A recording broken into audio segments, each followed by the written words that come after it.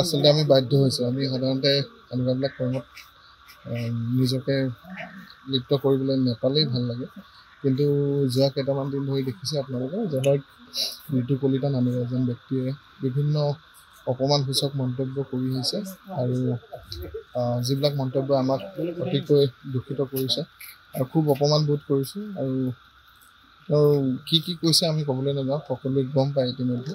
তেওঁ বিভিন্ন সময়ত বিভিন্ন কথা কৈ থাকে আৰু বহু সময়ত দেখা যায় তেওঁ বহুত বেছি অশ্লীল ভাষাৰ প্ৰয়োগ কৰি ইমান এনেকৈ কথাবিলাক কয় আৰু খুব দুখ লগা বিষয়টো আমাৰ কাৰণে। আমি সাধাৰণতে যিবিলাক কৰ্মত সকলোৱে লিপ্ত হৈ থাকে তেওঁলোকে সকলোৱে কষ্ট কৰে আৰু নিজৰ কষ্টৰ জৰিয়তে তেওঁলোকে উপাৰ্জন কৰে, বিভিন্নজনে বিভিন্ন কৰ্ম কৰে।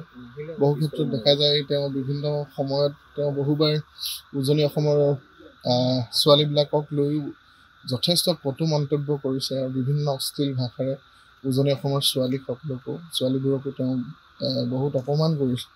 গতিকে তেনে ক্ষেত্ৰত সদায় সহ্য কৰি থাকিব নোৱাৰি আৰু সহ্য কৰিব নোৱাৰি আজি কেৱল মৰাণতেই নহয়, সমগ্ৰ অসমত যিমানবিলাক লোক সংগীত ক্ষেত্ৰখনৰ লগত জড়িত হৈ আছে সকলোৱে তেওঁৰ বিৰুদ্ধে এখনকৈ এজাহাৰ দাখিল কৰিছে। আজি মৰাণতো আমি এখন এজাহাৰ দাখিল কৰিলোঁ মৰাণ ৭ থানাৰ ভাৰপ্ৰাপ্ত বিষয়াগৰাকীক।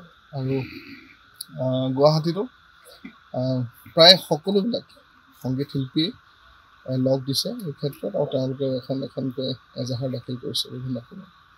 মৰাণৰ সকলো শিল্পী আছে ইয়াত নহয় জানো?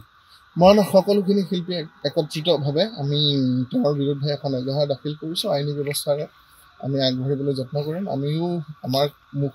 আমাকো মুখ দিছে আৰু আমিও বিভিন্ন কথা কৈ দিব পাৰোঁ, কিন্তু আমি সেইটো পন্থা লোৱা নাই। আমি আইনী প্ৰক্ৰিয়াৰে যাব বিচাৰিছোঁ। তেখেতৰ বিৰুদ্ধে এখন এজাহাৰ দিয়া হয়।